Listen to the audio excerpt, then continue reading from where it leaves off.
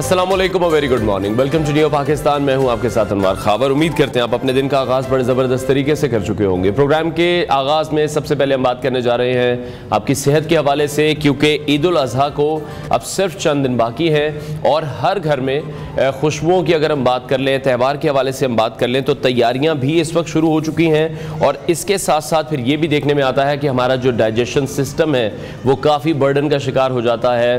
جس طرح سے ہم گوشت کھاتے ہیں جو کہ ہمیں بڑی احتیاط سے کھانا چاہیے, بڑے طریقے سے کھانا چاہیے. اور پھر گرمی بھی ہم دیکھ رہے ہیں, جتنی گرمی ہو چکی ہے ہمیں اپنے ہائیڈریشن لیول کا خیال رکھنا ہے. ہماری باڈی ڈی ہائیڈریٹ نہیں ہونی چاہیے کسی بھی صورت میں. زیادہ گوشت نہیں کھانا, تلی ہوئی چیزوں کا زیادہ استعمال نہیں کرنا. مسالوں کی جب ہم بات کرتے ہیں پھر اس کے ساتھ میٹھے پکوان اور سافٹ ڈرنکس ہم ایڈ کر لیتے ہیں, جس کی وجہ سے ہمارا سٹمک ڈسٹرب ہو جاتا ہے. بہت سے لوگوں کو کانسٹیپیشن کا ایشو ہوتا ہے, گیسٹرک ایشوز ہو جاتے ہیں. اس کے ساتھ ساتھ پھر ہم دیکھتے ہیں کہ جو ہاسپٹلز ہیں ہمارے وہ فل ہو جاتے ہیں, جس کی وجہ سے ہمارے ہیلتھ سسٹم پر بھی کافی برڈن آتا ہے. اور ہمارا یہ جو ہمارا ایک تہوار ہے عید الاضحیٰ کا, وہ پھر تہوار ہمارا لوگوں کا ہاسپٹل میں ہم گزرتا ہوا دیکھتے ہیں. اسی حوالے سے مزید بات کریں گے. ماہر طب حکیم عمار سلیمانی نے ہمیں شو میں جوائن کیا ہے, ان سے ہم یہ جاننے کی کوشش کریں گے کہ کس طرح سے اپنے اسٹمک کا, اپنے ڈائجیشن سسٹم کا ہم خیال رکھ سکتے ہیں, کون سی غذائیں ہمیں کھانی ہیں, کون سی عادات ایسی ہیں جو کہ ہماری صحت کے لیے اچھی ہیں, اور کون سی عادات ہماری ایسی ہیں جو کہ اب ہماری صحت کے لیے بالکل بھی اچھی نہیں رہی ہیں. حکیم صاحب بہت شکریہ ہمیں شو میں جوائن کرنے کے لیے. سب سے پہلے عید کے موقع پر ہم سب ہی زیادہ تعداد میں گوشت کھاتے ہیں, ساتھ سافٹ ڈرنکس کا استعمال بہت زیادہ کرتے ہیں. کتنا برے طریقے سے افیکٹ ڈالتا ہے ہمارے اسٹمک پر, ہمارے ڈائجیشن سسٹم پر؟ اچھا, اس میں سٹارٹ میں ایک بات بالکل کر دوں تاکہ وہ اگر بعد میں دیگر باتوں میں مس نہ ہو جائے, کہ عموماً نا ہماری عادت ہے کہ گوشت کھانے کے بعد ہم ساتھ سافٹ ڈرنکس لے لیتے ہیں. وہ اس کو شاید گلا تو دیتا ہے لیکن اس کے نیوٹرینٹس اور ساری چیزیں جو ہیں وہ اس سے ڈسٹرائے ہو جاتی ہیں. تو اس میں سب سے اچھا جو مجھے ایک پرسنلی جو لگتا ہے اور صحت کے حساب سے بھی اچھا ہے, کہ عموماً ہم کے وغیرہ میں دیکھیں تو وہاں پہ جو گوشت کی دکانیں ہوتی ہیں ان کے ساتھ قہوہ مل رہا ہوتا ہے. بالکل, اگر آپ قہوہ لے لیں بجائے کہ سافٹ ڈرنک لینے کے, اور قہوہ بھی عام آپ لیمن گراس کا لے لیں یا گرین ٹی لے لیں یا جو بھی کوئی ادرک کا اور لیمو کا آپ قہوہ بنا کے لے لیں, تو اس کا فائدہ یہ ہوتا ہے کہ بیسیکلی جو آپ کی اس کی گوشت کی نیوٹرینٹ ویلیو ہے وہ ضائع نہیں ہوتی اور ہضم بھی ہو جاتا ہے جلدی. باقی رہی بات کہ اب آگے عید قریب ہے اور اس کے لیے ہمیں کیا کیا احتیاطیں کرنی چاہیے. پہلے نمبر پہ تو اب چونکہ عید قریب ہے تو کوشش کیجئے کہ عید پہ آپ نے گوشت کھانا ہے تو ابھی پہلے ذرا سبزیاں زیادہ لینا شروع کر دیجئے. فائبر کا انٹیک زیادہ کریں نیچرلی, جیسے کھیرا ہے, تر ہے اور سلاد والی چیزیں ہیں, ان کو آپ زیادہ استعمال کرنا شروع کریں تاکہ جو ہے وہ آپ کے جسم میں فائبر. عموماً گوشت میں یہ ہوتا ہے کہ وہ تھوڑا سا قابض بھی ہوتا ہے, خاص کر باربیکیو جو ہوتا ہے وہ زیادہ قابض ہوتا ہے. تو اگر آپ زیادہ آئیڈیل ویسے گوشت کھانا جو ہوتا ہے وہ ہمیشہ شوربے والا ہوتا ہے. اگر آپ بہت قابل ہضم کھانا چاہتے ہیں تو جیسے دم پخت ٹائپ ہوتا ہے ویسے بنا کے کھا لیں. لیکن یہ ہے کہ اگر مطلب کوئی باربیکیو بھی کھانا چاہتا ہے تو پہلے پھر اس کے ساتھ فائبر کا انٹیک اتنا زیادہ رکھے کہ اس کو قبض نہ ہو اور اس کا نقصان نہ ہو. تو باقی اپنا معدے کے آپ نے اب دھیان اس حساب سے رکھنا ہے کہ ایک تو سمپل سا جو ہے وہ ایک قرآن مجید کی آیت ہے کہ کلوا واشربوا ولا تسرفوا, کہ کھاؤ اور پیو لیکن اسراف بالکل مت کرو. تو اس میں معدہ آپ کا ہے, جس نے بھی کھانا ہے بے شک وہ عید کے اوپر آپ کو 2-3 ٹائم پہ بھی گوشت مل رہا ہوگا, لیکن آئیڈیلی یہی ہے کہ آپ ایک ٹائم جو ہے وہ گوشت کھا لیں, یا چلیں بہت زیادہ آپ پہلے دن ہے 2 ٹائم کھا لیں, لیکن ساتھ پھر فائبر کا انٹیک رکھیں. اس کے علاوہ پانی جو ہے وہ استعمال کرتے رہیں. اچھا, گوشت ہوتا ہے عموماً تیزابیت کرتا ہے, گوشت کھانے کے بعد تیزابیت کا معاملہ ہوتا ہے.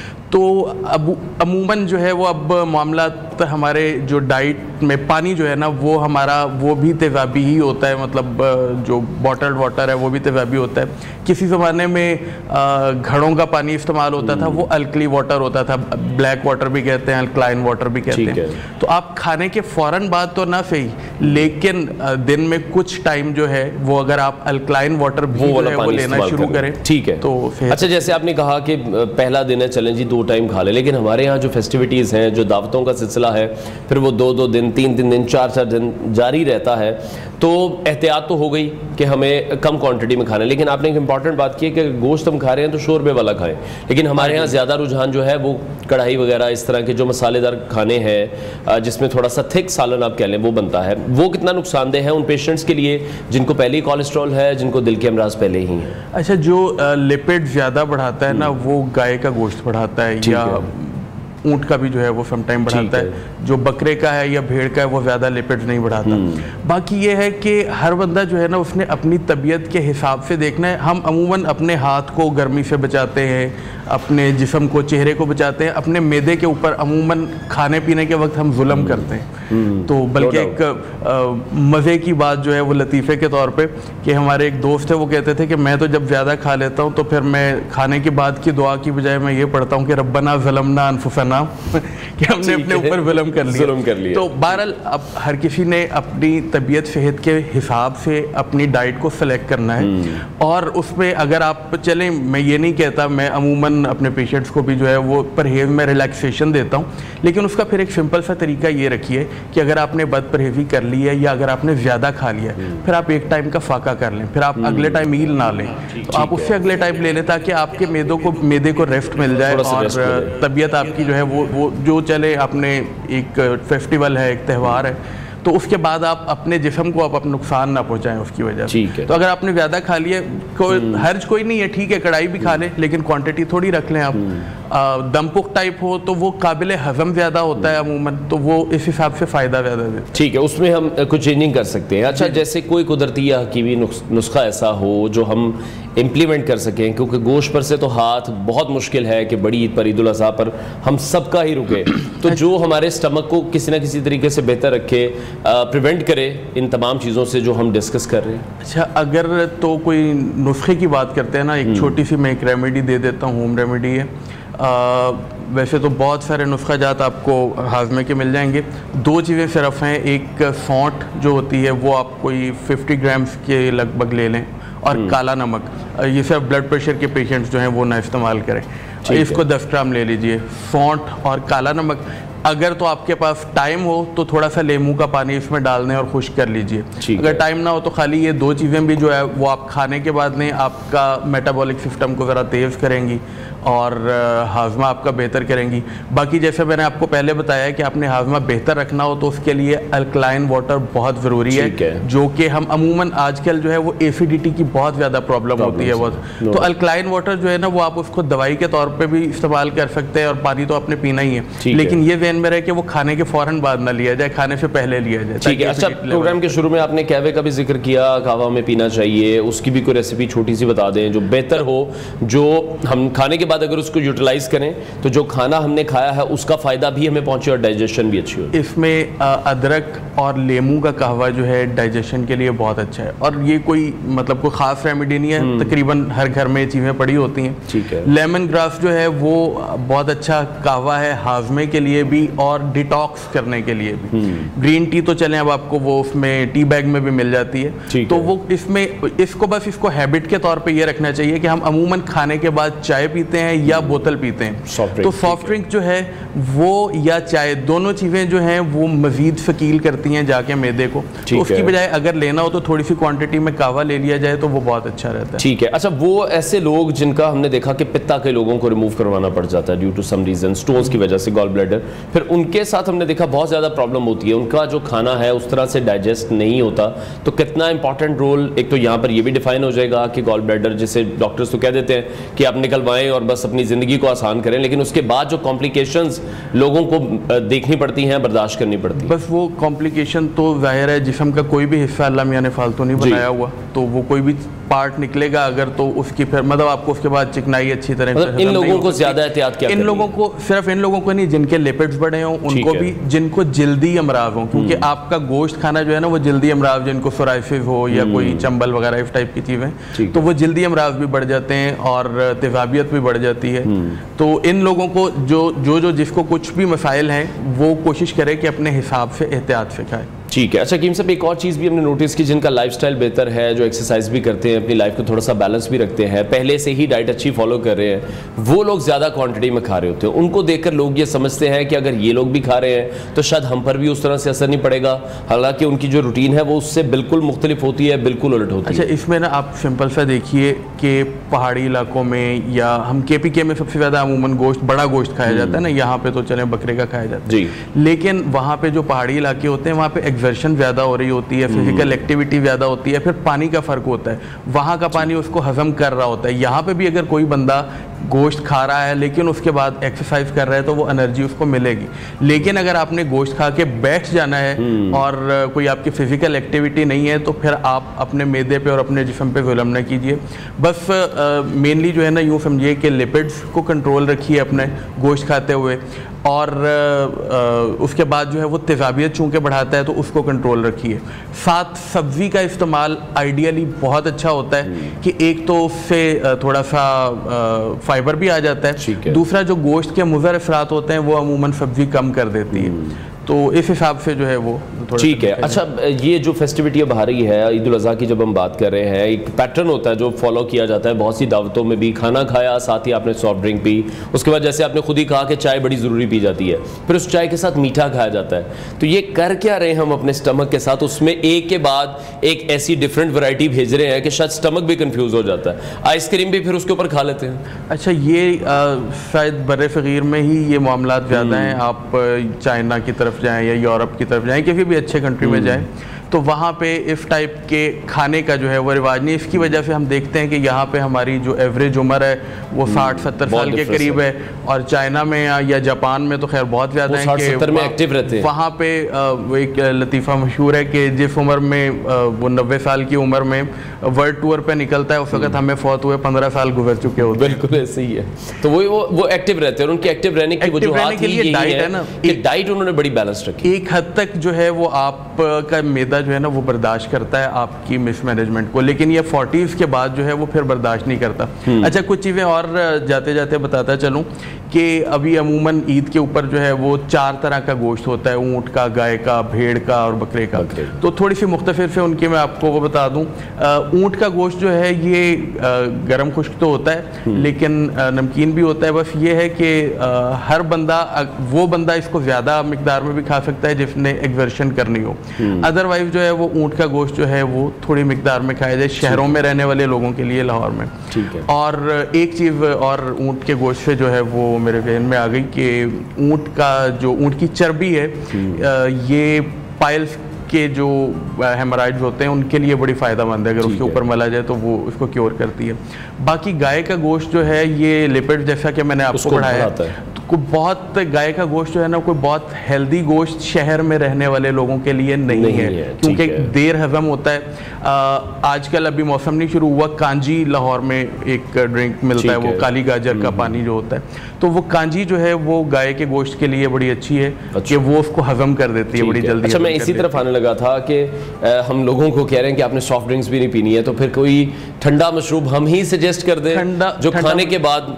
ٹھنڈا مشروب جو ہے وہ بیسیکلی پرابلم یہ کرتا ہے کہ معدے نے ہیٹ پروڈیوس کرنی ہے جس نے کھانے کو ڈائجسٹ کرنا ہے. جب آپ ٹھنڈا مشروب لے لیتے ہیں نا تو وہ اس کی جو نیچرلی جو ہیٹ اس نے پروڈیوس کی ہوتی ہے وہ آپ ختم کر دیتے ہیں, اور معدے کو جو ہے وہ آپ یوں سمجھیے کہ گاڑیاں ہوتی تھیں نا تو ان کے ریڈیٹر لگے ہوتے ہیں. پہلے ہوتا تھا کہ ہر وقت فین چل رہا ہوتا تھا, پھر یہ ہوا پتہ چلا کہ جب ہر وقت فین چلتا رہتا ہے تو انجن کو اپنی ورکنگ زیادہ کرنی پڑتی ہے کہ پہلے ہیٹ پروڈیوس کرے.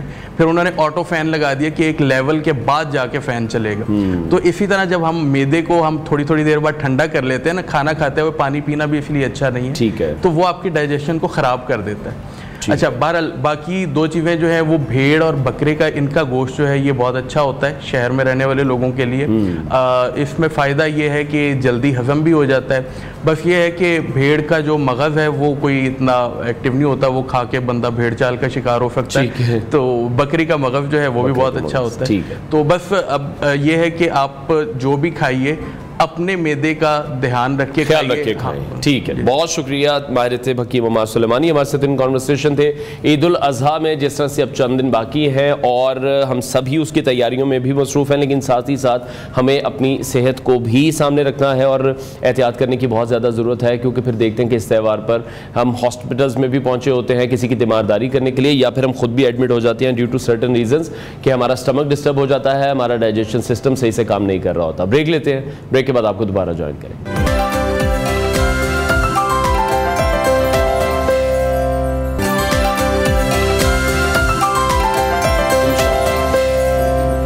Welcome back to new Pakistan. ناظرین, پاکستان اور بھارت کے حالیہ تنازعات نے نہ صرف سیاسی اور دفاعی میدان میں تبدیلیاں ہمیں دکھائی ہیں, بلکہ اس کے جو اثرات ہیں وہ اس وقت ہم ملکی معیشت میں بھی دیکھ رہے ہیں, اور خاص طور پر جب ہم انفارمیشن ٹیکنالوجی IT کے شعبے کی بات کرتے ہیں تو یہاں پر بھی نمایاں طور پر پڑے ہیں.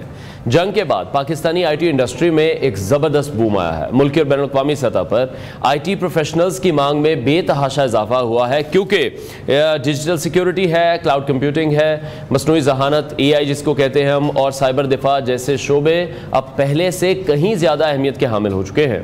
پاکستانی نوجوانوں کے لیے یہ وقت ایک سنہری موقع ہے کہ وہ جدید IT سکل سیکھ کر نہ صرف ملک کی ڈیجیٹل ترقی میں اپنا کردار ادا کریں, بلکہ عالمی منڈی میں بھی ہم لوگ اپنی جگہ بڑے زبردست طریقے سے بنا سکتے ہیں. خاص طور پر جب ہم سائبر سیکیورٹی کے حوالے سے بات کریں, ڈیٹا سائنس ہے, بلاک چین ٹیکنالوجی ہے, مشین لرننگ ہے, اور کلاؤڈ بیس سلوشن جیسی سکلز کی مانگ اس وقت بہت زیادہ بڑھ رہی ہے. اس کے ساتھ ساتھ ہم دیکھ رہے ہیں کہ حکومت اور پرائیویٹ سیکٹر دونوں ہی کی طرف سے IT کے شعبے میں سرمایہ کاری بھی بڑھ رہی ہے, جو نوجوانوں کے لیے مزید مواقع پیدا کر رہی ہے. اور یہ سلسلہ نہ صرف ہماری معیشت کو مستحکم کرے گا, بلکہ پاکستان کو خطے میں مزید مضبوط اور خود کفیل ڈیجیٹل معیشت بنانے میں بھی مدد دے گا. تو نوجوانوں کی تیاریوں پر اور تربیت کے حوالے سے اس وقت کے تقاضوں کے مطابق یہ تیاریاں ہونی چاہیے, تاکہ وہ انٹرنیشنلی بھی کمپیٹ کر سکیں, پاکستان کو انفارمیشن ٹیکنالوجی کے میدان میں عالمی لیڈر کے طور پر بھی منوا سکیں. اس وقت ہمارے ساتھ پروگرام میں موجود ہے کاشف افتخار صاحب, پریزیڈنٹ ٹیکنیکل کالجز ایسوسیشن ہے, IT ایکسپرٹ بھی ہیں, ان سے اس حوالے سے مزید بات کریں گے. کاشف بھائی, بہت شکریہ ہمیں شو میں جوائن کرنے کے لیے. حالیہ پاک بھارت کشیدگی ہوئی, مس ایڈونچر کرنے کی ہندوستان نے کوشش کی, جو انہیں بہت بھاری پڑا. ابھی تک وہ اس کو کسی نہ کسی طریقے سے اوور کم کرنے کی کوشش کر رہے ہیں, لیکن اس کشیدگی کے دوران پاکستان کے لیے اللہ نے جو بہت زیادہ انعامات تھے وہ ہم نے دیکھا کہ ہمیں ملے ہیں. پاکستانی IT انڈسٹری پر اس وقت آپ کیا دیکھ رہے ہیں, کون سے پازیٹیو اثرات مرتب ہوئے؟ ماشاءاللہ جی, اللہ پاک نے سب سے پہلے تو قوم کو مبارکباد, اور اللہ تعالیٰ نے ہمیں بہت بڑی ایک نعمت سے نوازا. الحمدللہ پوری دنیا میں ہماری عزت ہوئی. اب اس جو جنگ تھی, کنونشنل جنگ تھی, اس کے پیچھے ہمیں دو فائدے ہوئے. ایک تو پہلے سمجھنے والی بات کہ ود نو ڈاؤٹ ہم دنیا کی پہلی فوج میں آ گئے, نمبر 1 پہ, اس کی رینکنگ ہو گئی. اس کے بعد اب ایئر فورس سے پوری دنیا رابطہ کر رہی کہ ہمیں ٹریننگ دیں. اس کے پیچھے جو سائبر اٹیک تھا وہ بہت بڑی کامیابی کی وجہ بھی ہے کہ سب سے پہلے ساتھ سائبر اٹیک ہوتا ہے اور پھر ہم لوگ یہ کام کرتے ہیں. اچھا, اب یہ ہے کہ اس سائبر اٹیک کی وجہ سے جو پاکستان میں میں سمجھ رہا ہوں, میں دیکھ رہا ہوں 2026 کو, یہ بہت بڑا بوم ہے. اتنا بڑا بوم ہے کہ اس وقت آپ دیکھیں کہ اس کے نیگیٹو اثرات یہ ہوئے کہ ٹرمپ نے فوری طور پہ بیان دیا کہ ایپل کو جو ہے وہ انڈیا چھوڑنا ہے, ورنہ میں 25% ٹیرف لگا دوں گا. اچھا, انڈیا کو چھوڑنا ہے. انڈیا کی فوج بھی 0 پہ آ گئی, اور انہوں نے یہ کہنا شروع کر دیا کہ جی ہم تو بالکل ٹھیک تھے, یہ رائفل تیاری ٹھیک نہیں تھے. فرانس نے کہا کہ آپ کے پائلٹ ٹھیک نہیں تھے. اس کے نتیجہ کیا ہوا کہ ان کے جو تھے رائفل تیارہ کا جو شیئر تھے وہ زمین پہ آ گئے. چائنا کی جائزہ ہو گئی, سالٹ کمپنی کے شیئرز 60% بڑھ چکے ہیں, سب کو ہاں جی. اب چائنا اوپر چلا گیا.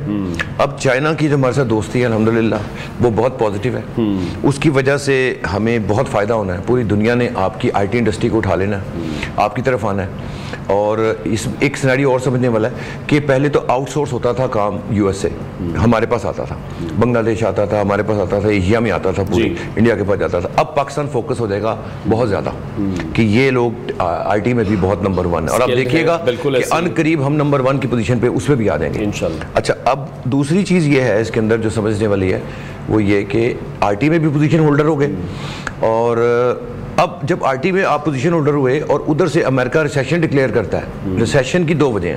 ایک تو یہ کہ کام پہلے آؤٹ سورس ہو رہا تھا, ان کے گورے بے روزگار ہو رہے تھے, ان کے وہاں پر جو کمپنیاں بنی ہوئی ان میں یہ ہوتا تھا نوار صاحب کہ اگر $5,000 دینا پڑ رہا ہے, مثال دے رہا ہوں میں ایک بندے کو, تو آؤٹ سورس کر لیں آپ کام, وہی آپ کو پاکستان میں $500,000 میں مل جاتا ہے. ان کا فائدہ ہے, وہ کہتے ہیں کہ اپنا فائدہ دیکھو. اچھا اب ایک اور سینیریوز میں آ گیا مزید, وہ یہ کہ آپ کا جو تھا وہ کمپنیز جو ہے وہ چونکہ اے آئی میں ٹرانسفر ہو رہی ہیں, اس کی وجہ سے بھی ان کے وہاں ریسیشن آ رہا ہے زیادہ, کہ اگر ایک 100 بندہ کام کر رہا ہے, وہ 5 سے کام کروا رہے ہیں, اور 95% جو کام ہے. ابھی اگر ہم اپنی تیاری دیکھیں, اپنی تیاری آپ کو کہاں نظر آ رہی ہے؟ نو ڈاؤٹ پرائیویٹ سیکٹر پر ایک بہت بڑی ایک بھاری ذمہ داری بھی یہ بنتی ہے, بٹ گورنمنٹ سیکٹر کو بھی آپ کس طرح سے دیکھ رہے ہیں؟ کوئی اس طرح کی کوئی کولیبریشن, کوئی اس طرح کا ایک بڑا پلان, جس طرح سے آپ ایک ویژن دیکھ رہے ہیں 2026 کا, تو اس ویژن کو اگر کمپلیٹ کرنا ہے تو ہمارے پاس صرف 1 سال ہے. 1 سال بمشکل ہے, یہ 6 ماہ اگلے آپ کے 6 ماہ کے بعد 26 میں آپ انٹر ہوئے تو بہت بڑی چینجز آ رہی ہیں. اب دیکھیں ہم نے نا یہ کیچ مس نہیں کرنا, اب یہ اپرچونٹی تو آ گئی, اللہ نے دے دی, اگر یہ کیچ ہم نے مس کر دیا تو پھر ہم کہاں کھڑے ہوتے ہیں, یہ بات سمجھنے والی ہے. تو اس کیچ کو نہ مس کرنے کے لیے گورنمنٹ اینڈ پرائیویٹ سیکٹر اکٹھے بیٹھیں, اسٹیک ہولڈرز کو بٹھائیں. میری ریکویسٹ ہے ان سے, being a president of I T college association, میں چاہتا ہوں کہ یہ بات ان تک پیغام پہنچے. ہم وی آر دیر, ہم والنٹریلی کام کرنے کے لیے تیار ہیں.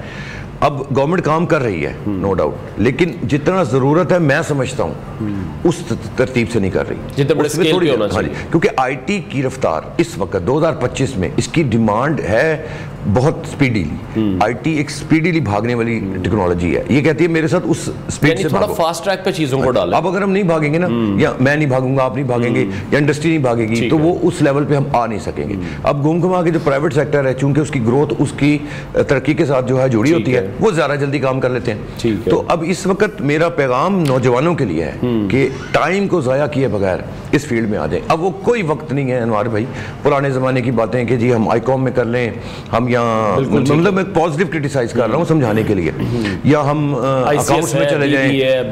اب فیلڈ تو آئی سی ایس ہی ہے نا جی, آئی سی ایس کے بعد آپ بی ایس سی ایس کی طرف جاتے ہیں, پھر بی ایس روبوٹکس اب آ گیا ہے, اس کی طرف جائیں, اے آئی کی طرف جائیں, کیونکہ یہ سب چیزیں اکٹھی ہو گئی ہیں. اب تو ہم ایجنٹک اے آئی میں انٹر ہونے لگے ہیں, اور اس کے اندر اے آئی کے پاس اتنی طاقت ہوگی کہ سوچے گا بھی خود اور کرے گا بھی خود.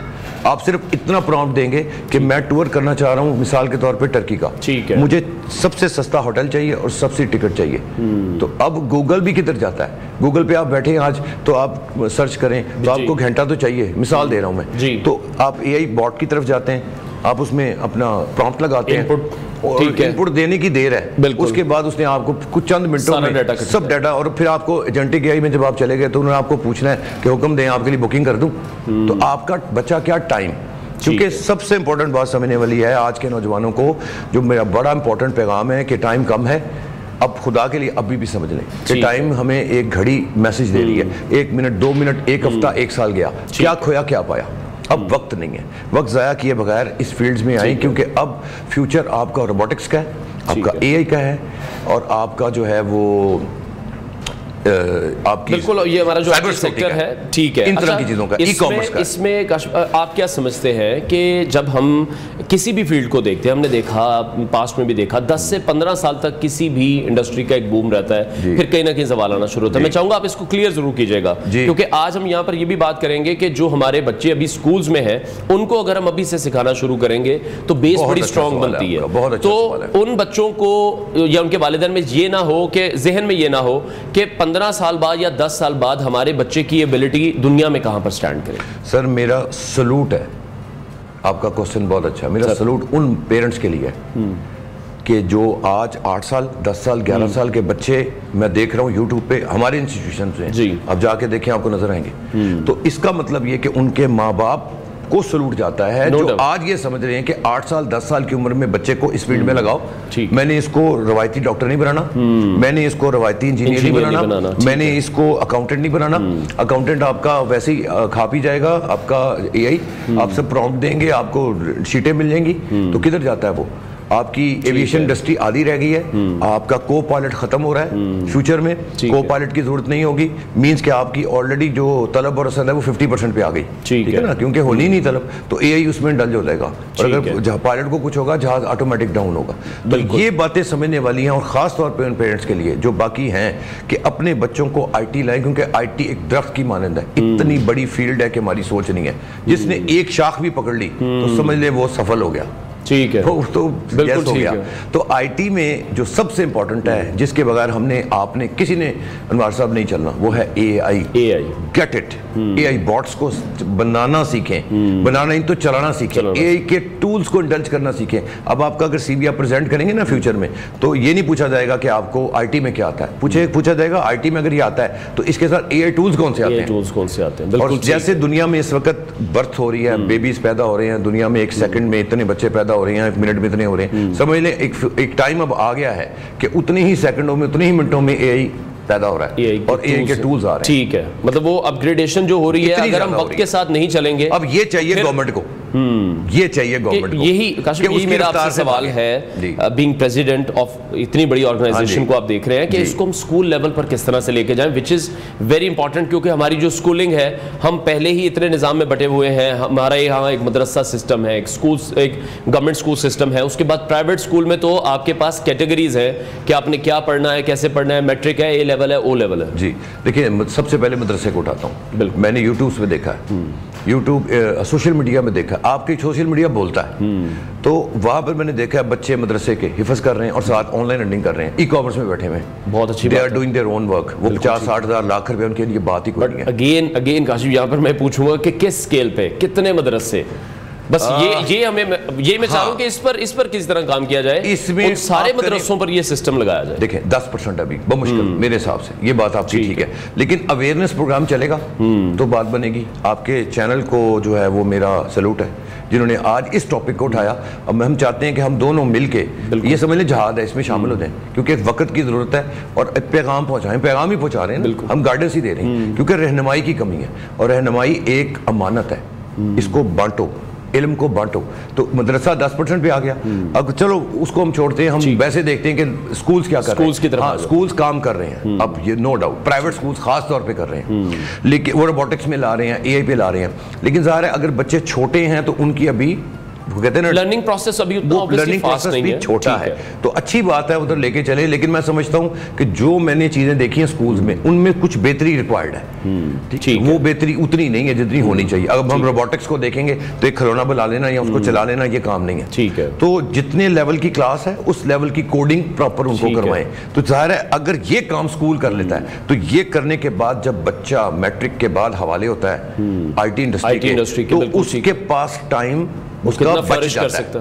ٹھیک ہے, بچ جاتا ہے نا, وہ پھر آگے مزید پروفیشنل کی طرف جاتا ہے. تو ایک یہ چینج آئے گی جو اسکول اگر ہمارے ساتھ حصہ ڈالے, ہمارے ٹیکنیکل انسٹیٹیوشنز کے ساتھ, تو پھر کیا ہوگا کہ اگر وہ اپنے آپ کو زیادہ بہتر اپ گریڈ کریں, مزید تھوڑی ریکوائرڈ ہے میرے حساب سے, بہت اچھے ریزلٹس آئیں گے. ٹھیک ہے, میرا خیال ہے کہ جو گراس روٹ لیول ہے, سکولز ہیں, وہاں پر کام کرنے کی بہت زیادہ ضرورت ہے, تاکہ ہمارے جو بچے ہیں جنہوں نے 10 سے 15 سال بعد کسی بھی فیلڈ کو جوائن کرنا ہے, آج سے اگر ہم ان کی بیس بنانی سٹارٹ کرتے ہیں, تو یہ ہمارے ملک کے لیے, ہماری اکانومی کے لیے, ان بچوں کے فیوچر کے لیے بہت اچھا ہو سکتا ہے. بریک لیتے ہیں, بریک کے بعد آپ کو دوبارہ جوائن کریں گے.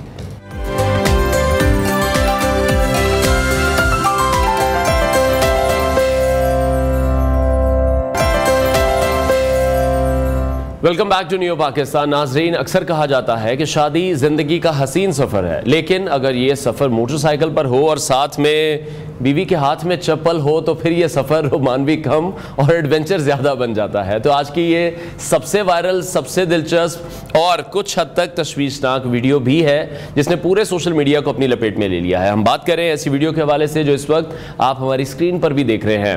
مبینہ طور پر بھارت کا شہر لکھنؤ ہے, جہاں ایک بیوی نے اپنی گھریلو عدالت کا انعقاد موٹر سائیکل کی پچھلی نشست پر کر لیا ہے. شوہر پر چپلوں کی بارش برسائی گئی ہے. ویڈیو میں یہ کلیئرلی ہم دیکھ سکتے ہیں کہ شوہر صاحب شاید وہ کسی اپنی فلسفیانہ سوچ میں گم تھے, سکون سے موٹر سائیکل چلا رہے تھے, لیکن بیوی نے پھر اس وقت اپنی کارروائی کے وہ موڈ میں آئی ہیں, اچانک انہوں نے چپل اتاری ہے اور چلتی بائک پر ہی جی انہیں دھونا شروع کر دیا ہے, طوفانی کارروائی شروع کر دی ہے, جسے دیکھ کر جو آس پاس بھی لوگ موجود تھے ان کی سانسیں بھی رک گئیں. کچھ لوگوں نے ہنسنا شروع کر دیا, جس طرح سے اس وقت مجھے بہت ہنسی آ رہی ہے اور مجھے کنٹرول کرنا پڑ رہا ہے. کبھی دائیں سے وار کیا جا رہا ہے, کبھی بائیں سے مارا جا رہا ہے, اور کبھی بالکل ہم دیکھ رہے ہیں کہ سینما سٹائل میں اوور ہیڈ ہٹ کی جا رہی ہے، لیکن داد یہاں پر جو یہ صاحب ہیں ان کو بھی دینی پڑ رہی ہے کہ وہ مسلسل ڈرائیو کر رہے ہیں، وہ بالکل نہیں روک رہے ہیں، روکنے کی بھی کوشش نہیں کر رہے ہیں، جس سے اندازہ یہ ہو رہا ہے کہ شاید یہ پہلی بار نہیں ہے۔ تو سچ پوچھا جائے تو ایسی مہارت تو ہم نے صرف مارشل آرٹس میں ہی ہم نے دیکھی ہے، اس طرح کے جو مناظر ہوتے ہیں یا کرتب ہوتے ہیں، لیکن یہ ویڈیو صرف ایک مزاحیہ ویڈیو نہیں ہے، کئی سنجیدہ سوالات ہیں اس میں۔ نمبر 1، نہ ہی ہم دیکھ رہے ہیں کہ اس شخص نے ہیلمٹ پہنا ہے، نہ ہی اس خاتون نے ہیلمٹ پہنا ہوا ہے، اور چلتی بائک پر اس قسم کا رویہ یہ نہ صرف ان دونوں کے لیے خطرناک ہے بلکہ جو دوسرے یہاں پر راہگیر موجود ہیں ان کی جان کو بھی خطرے میں ڈال سکتا ہے۔ تو یہ محض چپل چارج نہیں تھا بلکہ ٹریفک قوانین کی بھی کھلی خلاف ورزی کی جا رہی ہے۔ سوشل میڈیا پر اس ویڈیو کو ابھی تک لاکھوں لوگ دیکھ چکے ہیں، ڈفرینٹ قسم کے کمنٹس آ رہے ہیں، کوئی اسے فیملی تھرلر کہتا ہوا دکھائی دے رہا ہے، کسی نے کہا کہ روڈ پر رومانس کی ایک نئی شکل ہے۔ ایک صارف ہے وہ ہنستے ہوئے لکھ رہے ہیں کہ بیوی کو جی پی ایس کی جگہ اگر آپ لگا لیں تو غلطی پر چپل سے سیدھا راستہ آپ کو دکھا دیں گی، جبکہ دوسرے نے سنجیدگی سے مشورہ دیا ہے کہ بھائی صاحب اگلی بار گھر سے نکلنے سے پہلے اپنے چپل کا لوکیشن ضرور چیک کر لیجئے گا۔ اس سب کے باوجود یہ ویڈیو ہمیں ایک میسیج بھی دے رہی ہے کہ چاہے رشتہ ہو یا راستہ، دونوں میں ہمیں احتیاط کرنے کی ضرورت ہے۔ سڑک پر آپ کو اس طرح کی کسی بھی قسم کی حرکت نہیں کرنی چاہیے، اس طرح کے جذبات نہیں دکھانے چاہیے۔ قوانین موجود ہیں، ان قوانین کے تحت چلنا چاہیے، سڑک پر بھی اور آپسی ریلیشن میں بھی۔ تو آپ بھی کسی دن اگر بائک پر نکلیں تو پھر اپنی بیوی پر بھی نظر رکھیں اور ان کی چپل پر بھی ضرور نظر رکھیے۔ ویڈیو آپ کو کیسی لگی کمنٹ سیکشن میں ضرور بتائیے گا۔ بریک لیتے ہیں، بریک کے بعد آپ کو دوبارہ جوائن کریں گے۔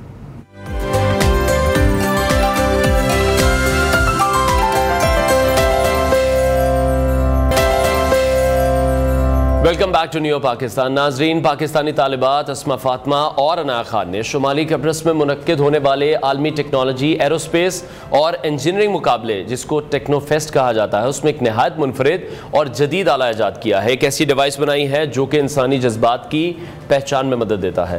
اس مقابلے میں دنیا بھر کے 22 ممالک کے تقریباً 50,000 طلبہ طالبات نے حصہ لیا تھا۔ جیوری نے پاکستانی طالبات کے اس پروجیکٹ کو بہترین قرار دیا، جس کے باعث انہیں ترکی کے صدر رجب طیب اردوان کی طرف سے 60,000 لیرے کا خصوصی انعام اور شیلڈ بھی دی گئی، جو ابھی ہم آپ کو دکھائیں گے بھی اپنے اسٹوڈیوز میں۔ شمالی قبرص کے صدر احسن تاتار نے بھی ان کی حوصلہ افزائی کی۔ یہ کامیابی نہ صرف پاکستانی طالبات کے ذاتی عزم کا نتیجہ ہے، محنت کی عکاس ہے، بلکہ اس کے ساتھ ساتھ ان کے جو ٹیچرز ہیں اور ان کا جو ادارہ ہے ان کی رہنمائی کا بھی منہ بولتا ثبوت ہے۔ اسما اور عنایا نے پاکستان کا نام عالمی سطح پر بلند کیا، روشن کیا اور یہ ثابت کیا کہ پاکستانی نوجوان کے پاس نئے آئیڈیاز موجود ہیں، تخلیقی صلاحیتیں موجود ہیں، ان کو امپلیمنٹ کر سکتے ہیں اور اس کے ساتھ ساتھ انٹرنیشنلی بھی جا کر حصہ لے سکتے ہیں، بڑے اچھے طریقے سے کمپیٹ کر کے جیت بھی سکتے ہیں۔ ان کی جو کامیابی ہے یہ پاکستان کے تعلیمی نظام کی ترقی کا بھی منہ بولتا ثبوت ہے، نوجوانوں کی صلاحیتوں کی بھی ایک روشن مثال ہے۔ ہمارے ساتھ موجود ہیں اسما فاطمہ ہے، عنایا خان ہے ان کی ٹیچر، گوہر خورشید نے ہمیں شو میں جوائن کیا ہے۔ آپ سب کا بہت شکریہ ہمیں شو میں جوائن کرنے کے لیے۔ سب سے پہلے آپ سب کو بہت زیادہ مبارکباد ہو۔ آپ دونوں سے میں شروع کرنا چاہوں گا کیونکہ آپ نے یہ پروجیکٹ ڈیزائن کیا، آپ نے اس پروجیکٹ کو سوچا، کس طرح سے یہ آئیڈیا جنریٹ ہوا، ون بائی ون مجھے بتائیے گا کس طرح سے اس پر کام کیا پھر آپ دونوں نے؟ تو یہ ٹیکنو فیسٹ کمپٹیشن تھا اور اس میں جو ہم نے اپنے پروجیکٹ کے لیے کیٹیگری جو ہم نے سوچی تھی وہ تھی سوشل انوویشن کیٹیگری، تو ہم نے اس سے لنک کرنا تھا اپنے پروجیکٹ کو، اور وہ ہے بیسڈ ہیومینٹی کے اوپر، سوشل ہیلپ کے اوپر، سوشل ہیومینٹی۔ تو پھر ہم نے اپنا پروجیکٹ بنایا ایموشنز ریڈر گیجٹ فار کوادریپلیجکس۔ اب یہ کوادریپلیجیا ٹرم ہے، کوادری مطلب 4 اور پلیجیا مطلب پیرالسس، مطلب 4 مطلب 2 لیگز اور 2 آرمس، فل باڈی کا پیرالسس۔ اس میں بندہ بول نہیں سکتا، اور وہ ان لوگوں کے لیے بھی یہ ڈیوائس تھی جو فالج زدہ ہیں یا مطلب لنگولی ڈسیبلڈ ہیں۔ تو یہ ایک ہیڈ بینڈ ہے جو وہ پہنیں گے، اس کے ساتھ ہم نے EEG الیکٹروڈس ڈیزائن کیے ہیں، اس کے ساتھ ہم نے لگائے ہیں، وہ اسکیلپ پہ یہاں سے سگنلس لیں گے اور یہاں سے پھر وہ برین ویو سے ڈیٹا لیں گے، اسے ٹرانسفر کریں گے ہمارے انٹرفیس کے اوپر جو ہم نے ایپ بنائی ہے، اور وہاں پر رزلٹ آئے گا if the person is feeling happy, sad, stressed اور ریلیکسڈ۔ ٹھیک ہے، پہلے تو یہ بتائیں کہ آپ کتنے سال کی ہیں کہ جو باتیں میں آپ سے سن رہا ہوں ایسا لگ رہا ہے میں کسی سائنٹسٹ سے بات کر رہا ہوں۔ میں 13 ایئرس کی۔ اور کس کلاس میں آپ پڑھ رہی ہیں؟ 7th میں۔ اور 7th کے بچے الحمدللہ ہمارے اتنے شارپ ہیں، اتنے تیز ہیں پڑھائی میں، ایسے پروجیکٹس میں۔ میرے لیے آج ویسے تھوڑی سی حیران کن بات ضرور ہے۔ عنایا میں چاہوں گا آپ بھی اپنا ایکسپیرینس شیئر کریں۔ ایکسپیرینس تو بہت اچھا تھا، اور جو آئیڈیا تھا وہ میری ٹیچر کا تھا، اور پھر ان کے ساتھ ہم نے اسمبل کیا تھا، پالش کیا تھا پروجیکٹ کو، اور بس. ٹھیک ہے, لیکن یہ کیسے سوچا کہ ہمیں ایسے لوگوں کی بھی ہیلپ کرنی, وچ از اے ویری گڈ تھنگ کہ آپ لوگ یہ سوچ رہے ہیں کہ جو لوگ موومنٹ نہیں کر پا رہے ہیں, جن کو فالج ہے, سی پی کے بھی پیشنٹس ہوتے ہیں جو اپنی بات نہیں کہہ پاتے, ان کا برین کام کر رہا ہے, ان کی باڈی موو نہیں کر رہی ہے. یہ سوچ کیسے آئی, کیسے خیال آیا, اور پھر کیسے اس پہ ورکنگ کی؟ اتنے چھوٹے ہیں ابھی آپ, کوئی ٹیکنیکل بیک گراؤنڈ نہیں ہے آپ کا. تو بچپن میں جیسے ہماری سوسائٹی میں کافی سارے لوگ ہوتے ہیں جن کو کوئی ڈس آرڈر ہوتا ہے اور وہ ایکسپریس نہیں کر سکتے, اور آپ کی جو سب سے بڑی بات ہوتی ہے کہ آپ ایکسپریس نہیں کر سکتے تو آپ کیا کر سکتے ہیں. تو سوچا تھا کہ کوئی اور کام کرے گا, کیونکہ ابھی تو بہت ٹائم پڑا ہے, ابھی زندگی میں تو بہت ٹائم پڑا ہے. بالکل ایسی آپ لوگوں کے پاس زیادہ ٹائم ہے, ابھی آپ بہت چھوٹے ہیں. تو ہم نے بولا تو کوئی اور کام کرے گا, لیکن جیسے ہی ہمیں موقع ملا ہمارے اسکول کی طرف سے تو ہم نے بولا it's a golden chance, why to miss it. تو ہم لوگوں نے سوسائٹی کے لیے کام کیا تاکہ وہ اپنے ایموشن کو ایکسپریس کر سکے. تو یہ ایکسپریسنگ مشین ہے. زبردست, بڑا اچھا آپ لوگوں کے جو موٹیو ہے اس میں آپ کو کامیابی بھی ملی ہے. آپ کی ٹیچر بھی آپ کے ساتھ موجود ہیں گور صاحبہ. بطور استاد میں جاننا چاہوں گا کہ اسما اور عنایا کی کون سی ایسی اسپیشلٹیز آپ نے دیکھیں کہ آپ نے کہا کہ یہ دونوں ہی یہ پروجیکٹ کریں گی؟ اچھا, جیسے ہماری آرگنائزیشن میں ہمارے اسکول میں اسٹیم پہ بہت زیادہ کام ہوتا ہے, تو کیونکہ میں سائنسز کو دیکھتی ہوں, میں ان کی سائنس کی ٹیچر ہوں, تو ہمارے بہت سارے ایسے اسٹیم بیسڈ پروجیکٹس جو ہیں آتے رہتے ہیں. تو یہ لوگ بھی ڈفرینٹ ہمارے انٹرنیشنل کمپٹیشنس کے لیے اپنے ڈفرینٹ آئیڈیاز لے کے آ رہے تھے.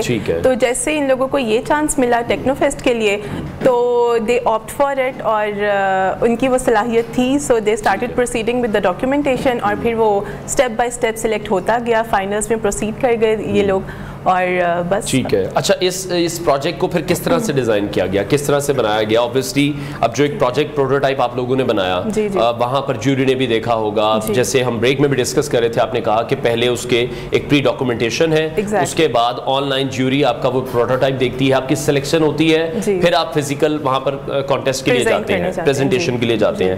تو پروٹوٹائپ یہ جو بنا, اس کی ایکوریسی کتنی رہی؟ ٹھیک ہے, بالکل ایسا ہی ہے کہ اس کے 3 راؤنڈس تھے. سب سے پہلے تو ہمیں ڈاکیومنٹیشن کرنی تھی. ڈاکیومنٹیشن کے لیے ہمیں ایک رپورٹ بنانی ہوتی ہے جس میں ہمیں پورا پروجیکٹ جو ہے ایکسپلین کرنا ہوتا ہے, ایگزیکٹلی اس کی ایکوریسی, اس کی ورکنگ, اس کی ساری ڈیٹیلز مینشن کرنی ہوتی ہیں.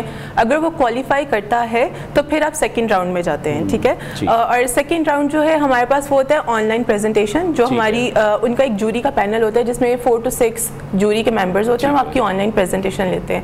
تو اس میں ہمارے بچوں نے اس کو پریزنٹ کیا اور اگین اس کو کلیئر کیا. اس کے بعد پھر آ گیا ہمارا اسمبلنگ کا فیز. جو ہمارا اسمبلنگ کا فیز تھا وہ کوائٹ ٹف, کیونکہ ہمیں اس کے لیے ڈیٹا ارینج کرنا تھا, اور اس کے لیے ہمیں بہت سارے جو نیورولوجسٹ ہیں ان کے پیچھے جانا پڑا. ان کو ان سے ہمیں ڈیٹا کلیکٹ کرنا تھا, اور آپ کو پتہ ہے ڈیٹا سیکیورٹی از سم تھنگ جو ڈاکٹر سے نکلوانا بہت مشکل کام ہوتا ہے. تو ہمیں اس پہ بہت زیادہ ٹائم لگا. اس کے بعد وہ ڈیٹا کے بغیر ہم لوگ اپنا پروجیکٹ سٹارٹ نہیں کر سکتے تھے. تو وہ اس ڈیٹا کو ہمیں ایپ میں انٹر کرنا تھا. اگین ان ریڈنگس پہ, ان ویلیوز پہ, جو برین ویو کا ڈیٹا ہمیں ڈاکٹر سے ملنا تھا, اس پہ ہمیں فردر کام کرنا تھا. تو وہ ہمارے لیے ایک ہرڈل تھی, اور اس کے بعد الحمدللہ چیزیں اسموتھلی پھر پروسیڈ کرتی گئی. ٹھیک ہے. اچھا, اسما اور عنایا دونوں سے اگین میرا سوال ایک ہی سوال ہوگا. ٹیکنو فیسٹ میں پاکستان کو ریپرزینٹ آپ نے کیا, وہاں پر اتنی بڑی تعداد میں بچے تھے, آلموسٹ آئی گیس 47,000 کے لگ بھگ, وہاں پر سلیکشن ہو جانا یہ کیسا لگا, اور اب دونوں کا جو امیج ہے وہ اسکول میں کیسا ہو چکا ہے, گھر پہ کیسا ہو چکا ہے؟ اسکول میں تو ہمیں کافی پروٹوکول مل رہا ہے ابھی تک, تو اور ہم ڈفرینٹ نیوز چینلس پہ گئے ہیں انٹرویوز کے لیے, اور باقی وہاں پر پریزنٹ کرنا پاکستان کو کافی اچھا لگا. اور میری پارٹنر تھی, اسٹیج پر فلیگ لے کے گئی, آپ اس سے پوچھیں, اور اس کا ایکسپیرینس کافی اچھا. جی نا, آپ بتائیں, آپ مجھے بہت شائع لگ رہی ہیں. اچھا ٹھیک, کوئی بات نہیں, آپ جو کہنا چاہتی ہیں آپ کھل کے کہیں. ٹھیک ہے. سب سے پہلے ہم بچے جا رہے تھے جوری میں, تو اب وہ ان کی شکلیں دیکھنے والی تھی, کیونکہ وہ بہت عجیب سی شکل, رونے والی شکل بنا کے, کچھ تو رو بھی رہے تھے. تو اب میں اور یہ تو پریشان ہو گئے کہ اسما یہ لوگ رو کے نکل رہے ہیں, اب کیا کریں, یہ لوگ رو کے نکل رہے ہیں, تو اب ہم کیا کریں گے. تو اب جیسے ہی ہمارا ٹائم آیا ویسے ہی دل دھک دھک کرتا رہا.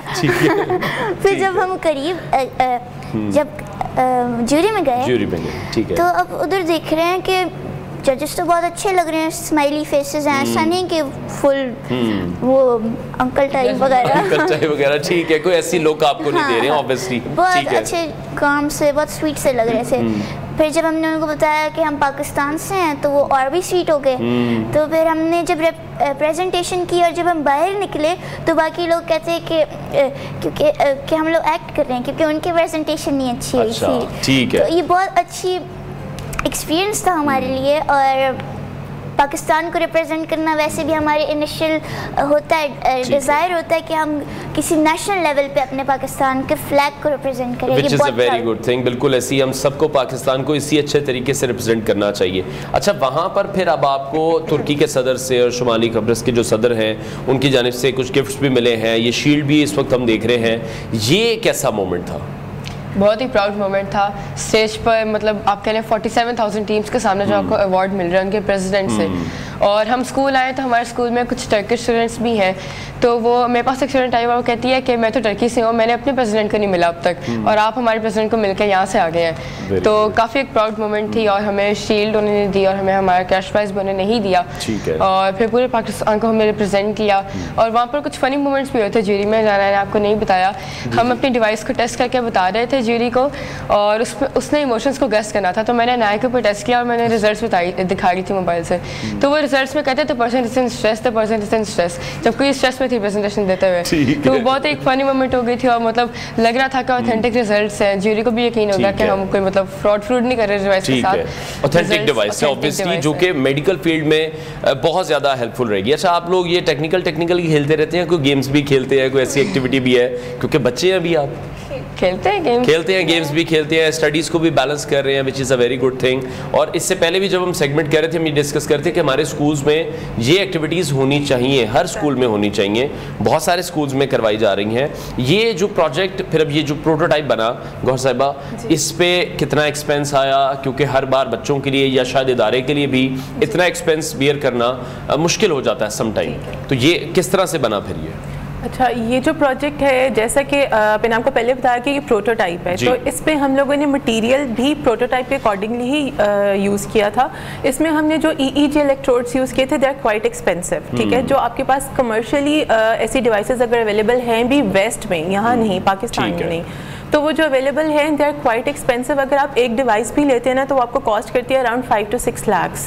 تو ہم نے جب اس کو اسٹارٹ کیا تھا ہم نے صرف پیئر آف الیکٹروڈ سے شروع کیا تھا, تو that costed us around 80 to 90,000 start میں. ٹھیک ہے, اور اس کے بعد جیسے ہی آپ اس میں اور الیکٹروڈز ایڈ کرتے جائیں گے, اس کی ریڈنگز, اس کی ایموشنز اس میں ایڈ ہوتی جائیں گی, اس کے ریزلٹس اس کی اور ریفائنڈ ہوتے جائیں گے, اور اس کا ایکسپینس بھی بڑھتا جائے گا بیکاز الیکٹروڈز آر ایکسپینسو. ٹھیک ہے. اچھا, کچھ ویڈیو مناظر بھی اس وقت نیو کی اسکرین پر ہیں جہاں جو ترکیہ کے پریزیڈنٹ ہیں ان سے بھی کوئی ڈسکشن ہوئی, کوئی بات چیت ہوئی؟ جی, جب ہم لوگ اسٹیج پہ گئے تو جیسے ہی ہم لوگ وہاں پہ پکچر کے لیے فریم میں سیٹ ہو رہے تھے تو he just saw the Pakistani flag in our hand. تو انہوں نے ہم سے پوچھا آپ پاکستان سے ہیں؟ ہم نے کہا جی ہم پاکستان سے ہیں, اور وہ اتنی بات سنتے ہی کافی ایکسائٹیڈ ہو گئے. اگر میں آپ کو بتاؤں تو یہ وہ دن تھے جن دنوں میں پاکستان اور انڈیا کی جھڑپیں چل رہی تھی. تو جی ہم لوگ اس ٹائم پہ وہاں تھے, اور وہیں اسی ٹائم پہ تب آپ کو ایک ٹرکش فرینڈشپ کی ایگزامپل بھی ملی کہ انہوں نے اپنا وارفیئر کا شپ بھی بھیجا تھا انہیں دنوں میں. تو انہوں نے ہم سے پوچھا کہ ہمارے پاکستانی بہن بھائی کیسے ہیں سب وہاں پہ, تو ہم نے بتایا الحمدللہ ابھی تو چیزیں بہتر ہیں. تو پھر انہوں نے کہا چلیں آپ نے میری طرف سے جا کے پاکستانی بہن بھائیوں کو میرا سلام اور محبت ضرور دینی ہے. لے جی, یہ ترکیہ کے پریزیڈنٹ کی طرف سے ہم سب کے لیے میسج بھی آیا ہے جنہوں نے اپنی بھرپور دوستی نبھائی. یہ جو کانفلکٹ ہم نے دیکھا, جو انڈیا نے مس ایڈونچر کرنے کی کوشش کی تھی, ہمارا ایک پاکستانی چھوٹے سے بچوں کا وفد وہاں پر تھا, انہوں نے بیسٹ وشز بھی دی ہیں. اچھا گوہر صاحب, آپ سے میں پوچھنا چاہوں گا کہ اس طرح کے پروگرامز, اس طرح کی تخلیقی صلاحیتیں اگر ہمیں اپنے بچوں کی بڑھانی ہیں, آپ اپنے اسکول میں بڑا اچھا کام کر رہی ہیں, ایک ایگزامپل بھی سیٹ ہوئی جو آج ہم پورے پاکستان کو ٹی وی پر بھی دکھا رہے ہیں, کتنا ضروری ہے ایسے بچوں کو آگے لانا, انہیں سکھانا اس طرح کے پروگرامز؟ اس طرح کے پروگرامز کے لیے جیسے آپ کا اس سے پہلا سیگمنٹ تھا اس میں آپ نے دیکھا کہ آئی ٹی پہ آپ لوگ بہت اچھی بات کر رہے تھے, اور آپ نے اس کو اسکولس کے لیے ڈسکس بھی کیا کہ اسکول لیول پہ, گراس روٹ لیول پہ کیا ہونا چاہیے.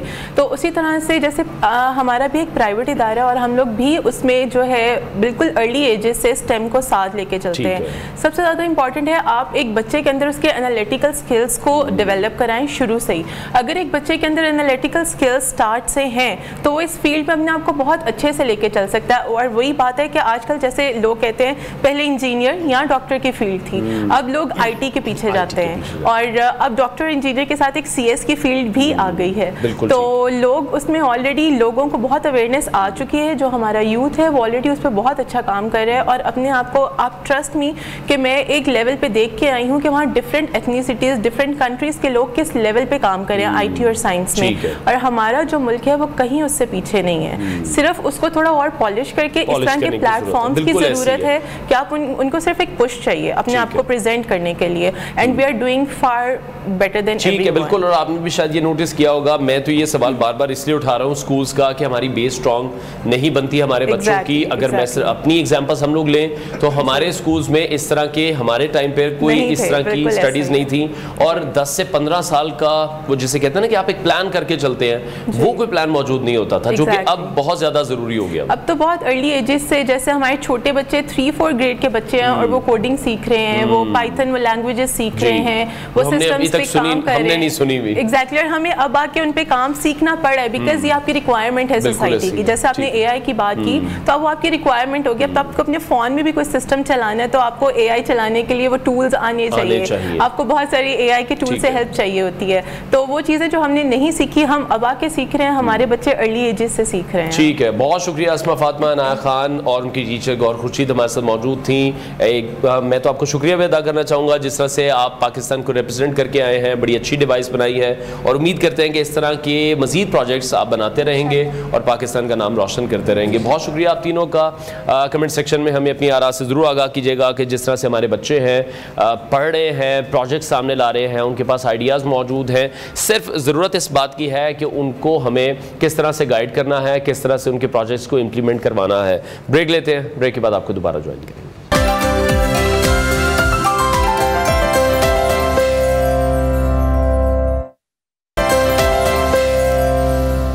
Welcome back to new Pakistan. ناظرین, پروگرام کے اس حصے میں ہم بات کریں گے پھلوں کے بادشاہ آم کے حوالے سے. اور گرمیوں کا موسم ہو, آم نہ ہو تو ایسا لگتا ہے جیسے کوئی کہانی ادھوری رہ گئی ہو.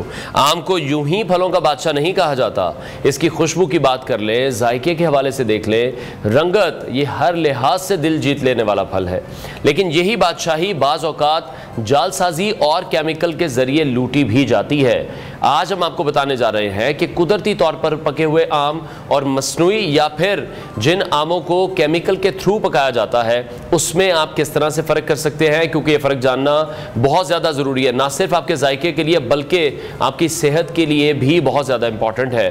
تو جانتے ہیں وہ 5 بنیادی نکات جو اصلی اور مصنوعی آموں کو الگ کرتے ہیں. سب سے پہلے ہم اس کی بات کریں گے اس کے رنگ کے حوالے سے, اس کی ظاہری شکل کے حوالے سے. قدرتی طور پر پکے ہوئے آم کا رنگ کبھی بھی ایک جیسا نہیں ہوتا. یہ کبھی ہلکا سبز ہوتا ہے, کبھی زرد ہوتا ہے, کبھی نارنجی ہوتا ہے, یا پھر ہلکا جامنی بھی ہو سکتا ہے. تو رنگ کا یہ جو ملا جلا انداز ہے جو ہم آپ کو بتا رہے ہیں, یہ دراصل دھیرے دھیرے پکنے کا ثبوت ہے. یعنی کہ آم اپنی ایج کے حساب سے اگر میں کہوں کہ وہ اس حساب سے ریڈی ہو رہا ہوتا ہے, جبکہ جب ہم مصنوعی آم دیکھتے ہیں جو ہمیں ایک ہی رنگ میں یلو قسم کا نظر آتا ہے, خوبصورت بہت زیادہ لگتا ہے, ہماری نظر بھی اسی پر ٹکتی ہے, تو وہ بھی کچھ زیادہ ہی چمکدار جیسے آپ نے آم کو پینٹ کیا ہو. تو بعض اوقات ان پر اگر سبز دھبے ہیں یا سیاہ نشان ہیں وہ بھی دکھائی دیتے ہیں جو کہ کیمیکل کی موجودگی کا اشارہ بھی ہو سکتے ہیں. تو اس سچویشن میں بھی آپ کو اس کو دیکھ کے خریدنا چاہیے. سیکنڈ نمبر پہ آ جاتا ہے اس کی, ہم فریگرنس کی بات کر لیتے ہیں. فریگرنس کہہ لیں یا اسمیل کہہ لیں, خوشبو آ رہی ہے یا اس سے بو آ رہی ہے. قدرتی آم کی پہچان اس کی خوشبو سے کی جاتی ہے, جو ہمیں ایک میٹھی خوشبو لگتی ہے, خوشگوار سی ہوتی ہے, جو خاص طور پر تنے کے قریب سے آتی ہے. تو یہ آپ یہ سمجھ لیں کہ یہ قدرت کی طرف سے ایک سگنیچر ہے. لیکن اسی طرح جب ہم مصنوعی آم کو دیکھتے ہیں, یا تو اس میں کوئی بھی کسی قسم کی خوشبو نہیں ہوتی, یا پھر ان سے ہلکی سی کیمیکل جیسی وہ جو ایک ہمیں تھوڑی سی بری لگتی ہے جس کو ناگوار بھی کہا جاتا ہے, تو ایسی اسمیل یہ جنریٹ کرتا ہے. تو اگر آم کو سونگھنے پر آپ کا دل خوش نہیں ہوا تو پھر بھی آپ کو محتاط ہونا ہے. تیسرے نمبر پر آ جاتی ہے اس کی ساخت اور اس کی مضبوطی.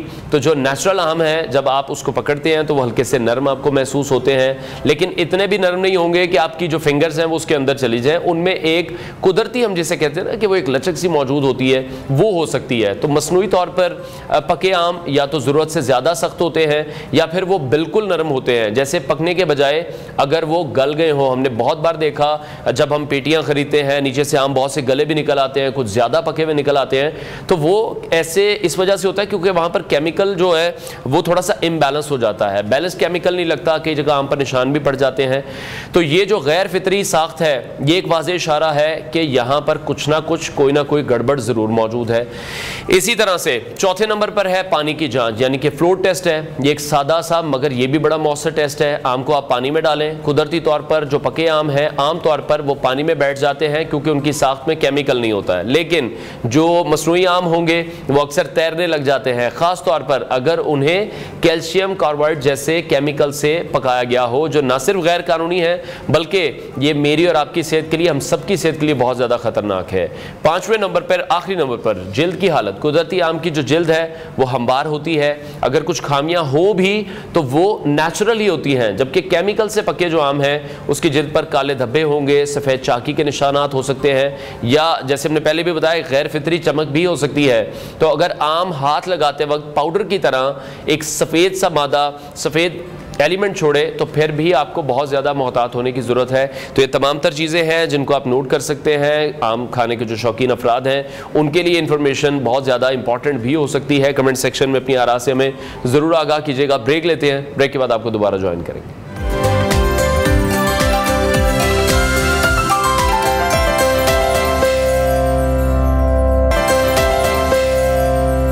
Welcome back to new Pakistan. नाज़रीन, तख्लीकी दुनिया अब एक नए दौर में दाखिल हो चुकी है। एक ऐसा दौर है जहां इंसान का तख़य्युल और मशीन की ज़हानत, ये दोनों चीज़ें मिलकर फ़न की नई तारीफ़ें रकम कर रहे हैं और साथ ही साथ तारीख़ें रकम भी कर रहे हैं। मसनूई ज़हानत, जिसे आर्टिफिशियल इंटेलिजेंस कहा जाता है, इसने ना सिर्फ हमारी ज़िंदगी के कई शोबों में इनकलाब बर्पा किया है बल्कि विजुअल आर्ट्स जैसे जज्बाती और तख्लीकी शोबे को भी नए इम्कानात से आशना कर दिया है। अब महज चंद अल्फाज के ज़रिए ऐसी तस्वीरें तख्लीक की जा सकती है जो किसी माहिर मुसव्विर या ग्राफिक डिज़ाइनर के बरसों के एक्सपीरियंस की अक्कासी करती हुई हमें दिखाई देती हैं। AI जनरेटिव टूल्स मौजूद हैं, जैसे डेली है, मिड जर्नी है और एडोब फायरफ्लाई है। ये ऐसे सॉफ्टवेयर्स की मिसालें हैं जो हम देख रहे हैं, जो रिवायती फ़न के तकाज़ों को इस वक्त यकसर तब्दील करती हुई दिखाई दे रही हैं। ऐसे में सवाल ये पैदा होता है कि क्या मशीन की तख्लीक भी इतनी ही फ़नकाराना हो सकती है जितना एक इंसान सोचता है, जिस तरह से एक इंसान उसको विजुअलाइज कर सकता है? क्या विजुअल आर्टिस्ट जो है अब महज नाज़िर बनकर रह जाएंगे या वो आर्टिफिशियल इंटेलिजेंस को एक नए साथी की तरह एक्सेप्ट करेंगे और अपनी तख्लीकी दुनिया को वसअत देंगे? आज हमारे साथ मौजूद हैं कैसर हफीज़ तकी, जो ना सिर्फ पाकिस्तान के मारूफ विजुअल आर्टिस्ट हैं बल्कि टेक्नोलॉजी और फ़न के बाहमी ताल्लुक पर भी गहरी नज़र रखते हैं। कैसा, बहुत शुक्रिया हमें शो में ज्वाइन करने के लिए। बहुत शुक्रिया आपको बुलाने के, थैंक यू सो मच। जिस तरह से मैंने अपने इंट्रो में भी बताया कि AI के दौर में हम दाखिल हो चुके हैं। सबसे पहले तो ये हम क्लियर कर लें कि आपके नज़दीक जो विजुअल आर्ट्स है उसकी असल रूह क्या है, वो थोड़ा सा डिफाइन हो जाए, फिर हम AI को भी मिक्सअप करते हैं इसमें। देखिए, बेसिकली विजुअल आर्ट जो है वो तो आप कहने के सदियों से एक आर्ट चला रहा है। आर्ट की बहुत सारी फॉर्म्स हैं, लेकिन उसमें विजुअल्स जो हैं, विजुअल एलिमेंट्स जो हैं वो तो बेतहाशा पुराने, उसकी एक बड़ी लंबी जो है वो तारीख है। ठीक है। और हम जब भी किसी चीज़ को एक्सप्लेन करना चाह रहे होते हैं, किसी चीज़ को डिस्क्राइब करना चाह रहे होते हैं, तो मेरा ख्याल है उसके लिए अगर हम वैसे वर्ड्स को यूज़ करना शुरू करें तो शायद बड़ी लंबी एक डिस्कशन करनी पड़ेगी। लेकिन उसी को अगर हम विजुअल्स के थ्रू दिखाना चाहें तो विजुअल के थ्रू हम अपने मैसेज को बड़े इजीली जो है वो डिफाइन कर सकते हैं, बड़े इजीली डिस्कस कर सकते हैं। तो विजुअल्स तो इस लिहाज से बहुत एक पावरफुल टूल है, नो डाउट इसके ऊपर। अब होता क्या है कि जब आपने विजुअल के थ्रू अपने मैसेज को कन्वे करना है, अपनी चीज़ को दिखाना है, तो उसके लिए डेफिनेटली आपको अपने मैसेज को विजुअल की शक्ल में लाने के लिए एक बहुत बड़ा चैलेंज होता है। किस तरह से आप अपने उस मीनिंग को एक विजुअल के फॉर्म दे रहे हैं, उसके लिए डेफिनेटली पहले हमारे पास जब AI के टाइप की कोई चीज़ नहीं थी तो सब चीज़ें हमें खुद ही करनी पड़ रही होती है। आप चाहे आइदर कोई भी मीडियम यूज़ कर लें, आप पेंटिंग के थ्रू कर लें, आप फोटोग्राफी के थ्रू कर लें, आप फिल्म के थ्रू कर लें, लेकिन आप विजुअल्स को अपने डिफरेंट टूल्स मौजूद हैं। आपने बस ऐसे ही है कि उन्हें हुक्म देना है कि ये हो जाए तो वो हो जाता है। Exactly. तो ये जो इस तरह से कहना है कि ये हो जाए, ये आप जैसे जो फनकार हैं, आप जैसे बहुत से फनकार मौजूद होंगे जिन्होंने इतने साल लगाए, काम को सीखा, उनकी काम को लेकर एक नज़र है, तो ये नए लोगों के लिए ایڈوانٹیج ہے, ڈس ایڈوانٹیج ہے, آپ لوگوں کے لیے ایڈوانٹیج ہے, ڈس ایڈوانٹیج ہے, یا پھر جیسے میں اس کو کیری کرنا چاہوں میرے لیے یہ وہ بن جائے گا؟ دیکھیں اب اس میں ڈیفینیٹلی یہ آپ کا پوائنٹ جو ہے نا بہت ویلڈ ہے, کیونکہ یہ کنسرن یا یہ ایک فیئر فیکٹر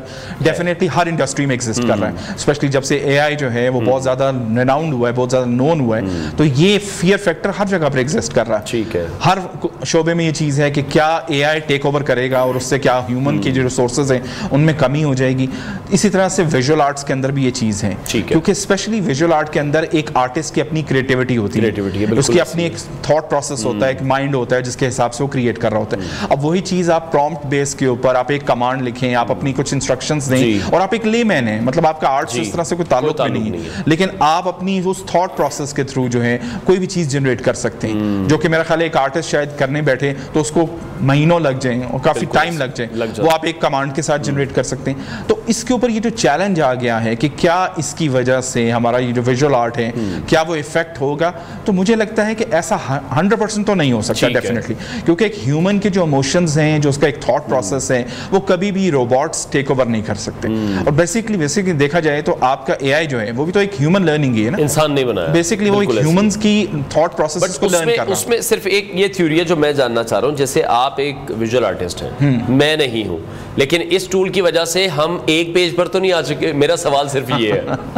یہ پوچھنا چاہ رہا ہوں. دیکھیں بیسکلی اگر تو ہم دیکھتے ہیں کہ آپ ایک اے آئی کے تھرو ایک امیج جنریٹ کرتے ہیں, اور امیج جنریٹ کر کے آپ اس کو اپنے جو کمیونٹی ہے اس میں سرکولیٹ کرتے ہیں, تو ڈیفینیٹلی آپ کو وہ بہت زیادہ اپریشیٹ کیا جائے گا کہ آپ نے ایک بڑا زبردست قسم کا ایک آرٹ ورک بنایا.